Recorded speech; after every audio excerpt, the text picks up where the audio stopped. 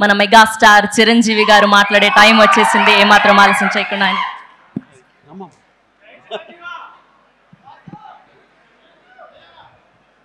ఈ అద్భుతమైన కార్యక్రమానికి విచ్చేసిన ప్రతి ఒక్కరికి హృదయపూర్వక నమస్కారాలు. ముఖ్యంగా నాకు తెలిసి గత 2-3 ఏళ్ళగా వాళ్ళు చేసే ఇతర సామాజిక కార్యక్రమాలతో పాటు ఈ కార్యక్రమం కూడా, ఈ సామాజిక సేవ, ఈ బ్లడ్ డొనేషన్ అనేది కూడా మొదలుపెట్టి నాకు అత్యంత ఆప్తుడైన చుక్కపల్లి సురేష్ గారు మరింత దగ్గరయ్యారు నా హృదయానికి. ఈ సందర్భంగా ఇంత చక్కటి కార్యక్రమం, ఇంత సేవా కార్యక్రమం చేస్తున్న నా మిత్రుడు, సోదరుడు చుక్కపల్లి సురేష్ గారికి నా హృదయపూర్వక ధన్యవాదాలు, నమస్కారాలు తెలియజేస్తున్నాను. అలాగే ఆయనకి కుడి ఎడమలుగా ఆకాష్, అవినాష్ ఇద్దరు అత్యుత్తమ కుమారులు. వాళ్ళు ఈ కార్యక్రమాన్ని వాళ్ళ భుజస్కంధాల మీద వేసుకుని దీన్ని ఇంత చక్కగా, ఇంత పెద్ద ఎత్తున, ఇంత మెగా బ్లడ్ క్యాంప్ చేయటం అన్నది, దానికి ఎంతో కొంత సహకరించిన మా చిరంజీవి చారిటబుల్ ట్రస్ట్కి ఎనలేని సంతృప్తిని ఇచ్చావు. తద్వారా నాకు ఎంతో సంతోషాన్ని మిగిల్చావు అవినాష్. It's wonderful. అండ్ ఈ రోజున ఇది కార్యక్రమానికి విచ్చేయటమే కాకుండా బ్లడ్ డొనేట్ చేసిన బిడ్డలాంటి తేజాకి నా హృదయపూర్వక ధన్యవాదాలు తెలియజేస్తున్నాను. And excellent. నేను అడిగింది ఫస్ట్ టైం అని కాదు, ముందు నుంచి ఇచ్చాను. సో బతికిపోయావు. లేదంటే కనుక నన్ను ఇన్స్పిరేషన్ కానీ బయట మాట్లాడుతుంటావు, ఈ బ్లడ్ డొనేషన్ దాంట్లో తీసుకోలేదేమో అనుకోను. Wonderful. Please keep rocking. And ఇక్కడ ఏడు ఇచ్చేసేటువంటి సంయుక్త గారికి, అలాగే Chiranjeevi charitable trust chief medical officer doctor Madhavi, నా చెల్లి, తనకి, అండ్ ఈ కార్యక్రమాన్ని ఇంత బాగా నిర్వర్తించడానికి పరోక్షంగా ప్రతి పురుషుడు వెనక ఒక స్త్రీ ఉండాలి, దానికి మిసెస్ సురేష్ గారికి, వారి ఇతర సిబ్బందికి నా హృదయపూర్వక ధన్యవాదాలు తెలియజేస్తూ, మరీ ముఖ్యంగా ఈ రోజు నేను మెన్షన్ చేయాల్సింది, ఇక్కడ ఈ కార్యక్రమానికి విచ్చేసి దాదాపుగా 1000 మంది సాయంత్రం లోపల బ్లడ్ డొనేట్ చేస్తుంటే రక్తదాతలకి నేను మరీ మరీ మరీ శిరస్సు వంచి నమస్కరిస్తున్నాను. వాళ్ళు ఈ రోజున బ్లడ్ ఇవ్వటం అన్నది కేవలం వాళ్ళకి ఎల్లేని సంతృప్తి వస్తుంది, కానీ ఆ బ్లడ్ మూలంగా ఒక ప్రాణం కాపాడబడుతుంది. ఇది నేను ఎప్పటి నుంచో ఎన్నో ఏళ్లబట్టిగా నేను అనుభవిస్తున్నటువంటి గొప్ప ఫీలింగ్ ఇది నాకు. అంటే చాలాసార్లు చెప్పాను, కానీ ఎప్పటికప్పుడు కొత్త జనరేషన్, కొత్త యువకులు వస్తున్నారు కాబట్టి నేను మళ్ళీ చెప్పాల్సినటువంటి ఆవశ్యకత ఎంతైనా ఉంది. ఎందుకంటే ఇది చాలామందికి స్ఫూర్తినిచ్చే ఒక అంశం. ఈ చెప్పబోయే ఈ విషయం ముఖ్యంగా ఒక జర్నలిస్టు సోదరుడికి నేను ఆజన్మాంతరం రుణపడి ఉంటాను. నన్ను థాట్ ప్రవోక్ చేసి నన్ను ఇన్స్పైర్ చేసేటువంటి ఆ ఒక మ్యాగజైన్ సంబంధించిన ఒక జర్నలిస్ట్ రాసిన ఒక రైటప్ నాలో ఈ స్పృహ నాకు వచ్చేలాగా, నేను ఈ బ్లడ్ డొనేషన్ వైపు డ్రైవ్ అయ్యేలాగా ఆ ఆర్టికల్ నాకు ఎంతో దోహదపడింది. సో ఆ రాసిన మనిషి ఎవరో ఏమిటో నేను మళ్ళీ ఎప్పుడు కలవలేదు, కానీ ప్రతిసారి అతను తలుచుకుంటూనే ఉంటాను. ఈ సందర్భం కూడా అతనికి నా హృదయపూర్వక ధన్యవాదాలు తెలియజేస్తాను ఆ జర్నలిస్ట్ సోదరుడికి. ఎందుకంటే మా అందరికీ సేవ చేయాలని ఉంటుంది, కానీ ఎలా చేయాలో తెలియనటువంటి ఒక డోలాయమాన పరిస్థితితో లేదా తొయ్యుకో ఉన్నప్పుడు మీలాంటి వాళ్ళు మాకు ఆ స్ఫూర్తినిచ్చి మాకు డ్రైవ్ చేస్తే కనుక నిజంగా అది పెద్ద మీరు సహాయం చేసినట్లు. అలాగా ఒక 27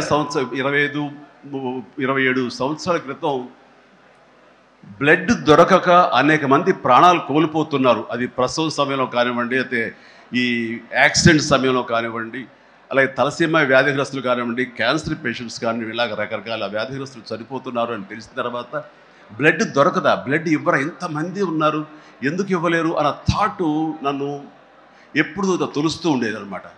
సో మన ఫ్యాన్స్ని మనం వేరే వాటికి డ్రైవ్ చేసే కంటే వేరేగా వాళ్ళని వాడుకుంటూ మన కీర్తి మరింత పైకి ఎదిగేలాగా వాడుకునే కంటే వాళ్ళని ఈ బ్లడ్ డొనేషన్ వైపు మనం మళ్లించగలిగితే కనుక వాళ్ళు అత్యంత శక్తివంతమైన మనుషుల్ని సామాజిక సేవ వైపు మనం డ్రైవ్ చేయగలిగితే, వాళ్ళని ఛానలైజ్ చేయగలిగితే కనుక ఆ కన్న తల్లిదండ్రులు కానీ, ఆ సొసైటీలో ఉన్నటువంటి ఇతర వ్యక్తులు కానీ ఆ సమాజంలో వాళ్ళు కానీ వాళ్ళ పట్ల ఉన్న దురభిప్రాయాలన్నీ పోగొట్టుకుని మంచి అభిప్రాయం ఏర్పడుతుంది కదా, వాళ్ళకి అల్లిన సంతృప్తి వస్తుంది కదా, తద్వారా నేను కూడా ఎంతో సంతృప్తి చెందిన వాడిని అవుతాను, ఒక మంచి పని చేసినటువంటి దానికి నాంది పలికిన వాడిని అవుతానంటూ ఆ రోజున ఇచ్చిన పిలుపు, నిరంతరంగా పెర్సిస్టెంట్గా ఇచ్చిన పిలుపుకి ఈ రోజున వేల మంది, లక్షల మంది ఈ రోజున ఈ కార్యక్రమాల్లో పాల్గొంటూ వస్తున్నారు. ఎనలేని సంతృప్తి పొందడమే కాదు, ఎంతోమందికి ప్రాణాలని కాపాడుతున్నారంటే కనుక అది నాకు చాలా గర్వకారణంగా ఉంది. ఇందాక తేజ సజ్జ అన్నట్లుగా ఈ బ్లడ్ డొనేషన్, రక్తదానం అనేసరికి గబుక్కని స్ఫురించే పేరు చిరంజీవి అన్నారంటే కనుక భగవంతుడు నాకు ఇచ్చిన గొప్ప అవకాశం. ఇలాగా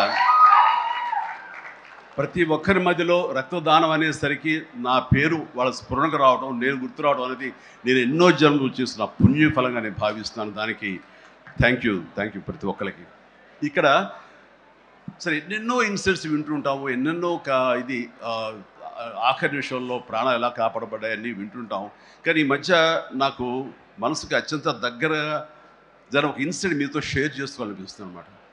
ఎవరో ఒక పొలిటీషియన్, సరే ఎవరికైనా సరే నేను చాలా సాఫ్ట్ టార్గెట్, ఎవరైనా ఏదో మాట అనేది ఏం పర్వాలేదు.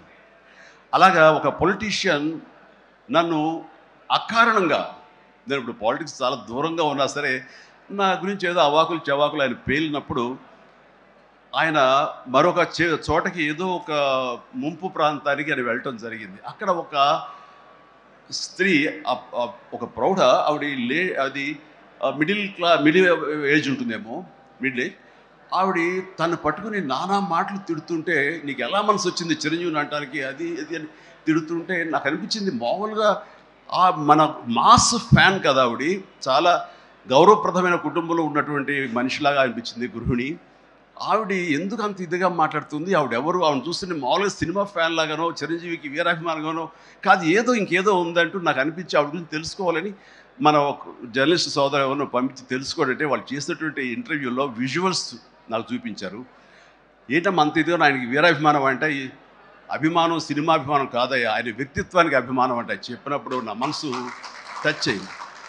ఏంటమ్మా అంత ఇదిగా, ఏంటమ్మా ఆయన మీకు ఆయన సహాయం చేశారు, ఏం చేస్తారంటే సహాయం చేయటువంటి అయ్యా, నా బిడ్డ ప్రాణాలను కాపాడాడు అని అన్నప్పుడు ఏ విధంగా ఏంటి అని అన్నప్పుడు, నా బిడ్డకి రాజమండ్రిలో దగ్గర ఒక పల్లెటూరిది, రాజమండ్రిలో కానీ కాకినాడలో కానీ నా బిడ్డకి ప్లేట్లెట్స్, డెంగ్యూ వచ్చేసి ప్లేట్లెట్స్ బాగా డౌన్ అయినప్పుడు వితిన్ అవర్స్ నా బిడ్డ కనుక ప్లేట్లెట్స్ సమయానికి అందకపోయి ఉంటే కనుక వాడు ఏమైపోయాడు, పాడిగా దూరం అయిపోయేవాడు. అంటే ఒక 8 ఏళ్ల బాల్ని అబ్బాయిని పిలిచి పక్కన కూర్చోబెట్టుకుని ఆ తల్లి చెప్తుంది, మరి ఎవరో చెప్పారు చిరంజీవికి ఫోన్ చేయపోయావు, నేనేంటి చిరంజీవి ఫోన్ చేయటువంటి, ఎక్కడి నుంచి చేయగలను, ఆయన ఎక్కడో ఉంటాడు, ఎలా చేయాలి ఫోన్ అని తెలియని పరిస్థితుల్లో, లేదమ్మా బ్లడ్ బ్యాంక్ చేయి, వాళ్ళు ఖచ్చితంగా ఎత్తుతారు ఫోను, నీకు కాల్ సహాయం చేస్తారంటే వాళ్ళు గంటల్లో కావాలి, అది ఎక్కడో ఉంది హైదరాబాద్లో, ఎలాగొస్తుందో అనుకున్నాను. కానీ అయినా సరే ఎక్కడో ఆశ చావక ఫోన్ చేయడం జరిగింది. ఫోన్ చేసిన తర్వాత అక్కడ స్పందించి అక్కడ సిబ్బంది వెంటనే రాజమండ్రి పరిసర ప్రాంతాల్లో ఉన్న అభిమానులు, ఆ బ్లడ్ గ్రూప్ ఎవరికైతే ఉందో అభిమానుల్ని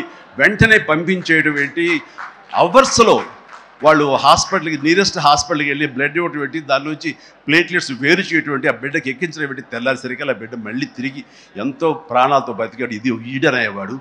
ఆయన వెనక సమయానికి చేయకపోయి ఉంటే నా బిడ్డ ఏమైపోయాడు. అలాంటి మనుషుల ఈ తుచ్చులు నీచులు కలిసిందని మాట్లాడతారు. వాడిని నాకు సరిపోలేదు, దగ్గరికి వెళ్ళి ఏమి చేసేదాన్ని అని చెప్పేసి అప్పుడు అంటుంటే చాలామంది అంటారు, ఎవరిని మిమ్మల్ని ఇలా అటాక్ చేస్తుంటారు సోషల్ మీడియాలో మాట్లాడుతుంటారు, మీరేం మాట్లాడరు ఏంటని. నాకు నేను చేసినటువంటి మంచి కార్యక్రమాలు, నేను పొందినటువంటి ప్రేమ, అభిమానం, ఇదే నాకు రక్షణ కవచం. నేను మాట్లాడక్కర్లా, నేను చేసుకున్న మంచి ఏం మాట్లాడుతున్నట్టు నేను అలాగ అంటుంటాను, ఇది సత్యం. సో ఆ తర్వాత మళ్ళీ ఆ సదరు రాజకీయ నాయకుడు మళ్ళీ ఎక్కడా మాట్లాడేది నాకైతే వినపడలేదు. అంటే వాళ్ళకు కూడా మనసు ఉంటుంది కదా, వాళ్ళకు ఒక అంతరాత్మ ఉంటుంది కదా, వాళ్ళకి తెలుసు. ఇంటికి వెళ్ళేసరికి ఆయన అంతరాత్మ చెప్పబోయిన ఇంట్లో వైఫ్ అని చెప్పుద్ది, ఏంటి చెప్పు నోరు అని. సో ఇలా ఉంటుంది అన్నట్టు వాళ్ళ ఇది. సో మనం మాట్లాడక్కర్లేదు, మనం చేసుకుంటూ వెళ్ళిపోతూ ఉంటే కనుక ఎవరైతే ఇలాంటి రాతలు కానీ చేతలు కానీ మాటలు అంటారో వాళ్ళకి అదే సమాధానం. అందుకని నేను ఎప్పుడు దేనికి స్పందించను, అవసరం నాకు లేదు. మంచి చేసుకెళ్ళిపోవటమే, ఇలా మంచి చేసేటువంటి మాలాంటి తమ్ముళ్ళకి నేను సహాయంగా నేను ఉండటమే తప్ప ఇంకోటేం కాదు. అండ్ అనుకూలమైన ఇక థ్యాంక్ యూ. అండ్ ఈ రోజున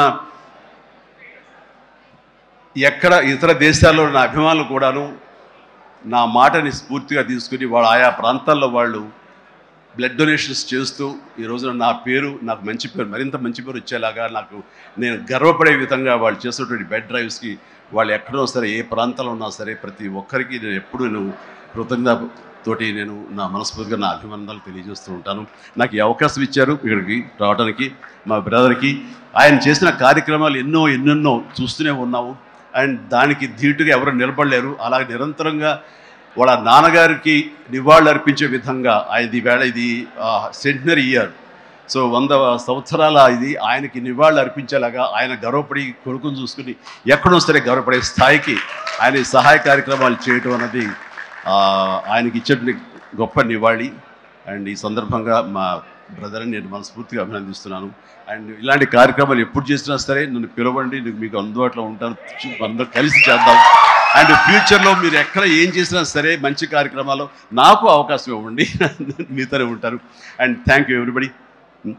నమస్తే, థ్యాంక్ యూ. డాడీకి మీరు సర్టిఫికేట్ ఇస్తారా?